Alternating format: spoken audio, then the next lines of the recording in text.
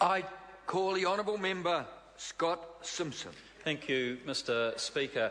It's a pleasure to stand and rise in support in the second reading bill, a second reading debate of the Family Court Proceeding Reform Bill in the name of the Justice Minister, the Honourable Judith Collins. And as Chairman of the committee, I'm more than a little disappointed to hear the comments from Andrew Little, the previous Speaker, and I think probably what we've heard from him today really goes to the core of the differences between how this side of the House see people's individual private lives and their ability to solve their own issues versus that side of the House where they take the view that the state must be in control of every aspect of people's lives. We would accept that the state does have a role, but as a first priority, people should be allowed to and encouraged to sort their affairs out for themselves in a way that is going to be far more productive to them than going to court. And the evidence is overwhelming, Mr. Speaker. The evidence is overwhelming that if couples can sort out their matrimonial, their relationship issues out of court, then that proves to be a better result every time.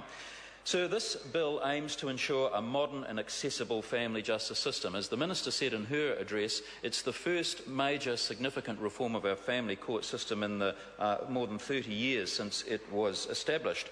And I'd like to thank the Minister for her careful consideration of the submissions that were received by the committee, and I'd also like to thank the other committee members, because I think that notwithstanding our political differences and our philosophical differences, the committee did an exceptionally good job. There were there were 386 written submissions, and we heard 217 oral submissions. Now that's a big piece of work for a select committee to do, and I wanted to thank members for their patience, for their careful considerations of all the submissions. We heard evidence in Wellington here, in Auckland and in Christchurch.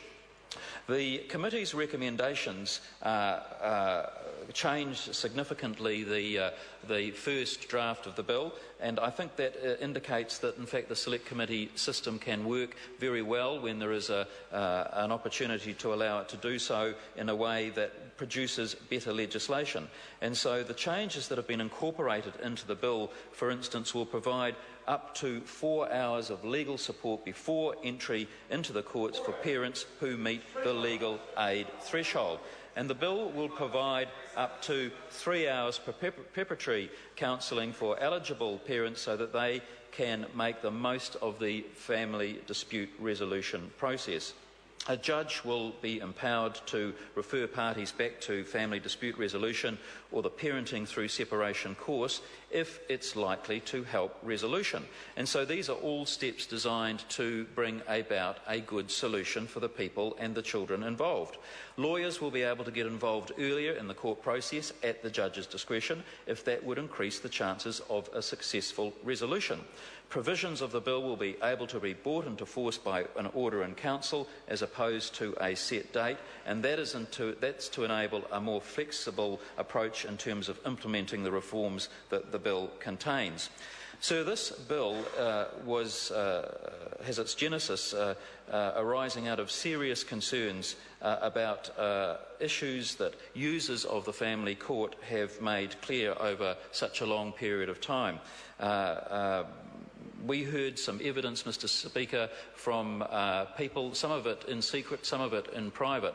The evidence was harrowing. The sort of concerns that people have, the type of time frame that is taken, the amount of money involved is very, very scary. And so this bill really is based on trying to make the system better and to get better outcomes. There was a review, and the review found that although the complicated court process can cause lengthy delays, those were probably no surprises to the people who have had experience of being involved in the family court. People know that it's adversarial, that it places stress on already stressed relationships and situations. that it's negative for the children involved and it's not focused enough on their needs. Sir, I commend this bill to the House. It's a significant advancement in the course of our family court system. The process will ensure better outcomes, and I reject completely the suggestions from the Labour Party lead on this that in fact it will cause problems. This is a bill designed to create solutions rather than problems. Thank you, Mr. Speaker. Thank you, Mr. Simpson. I call the honourable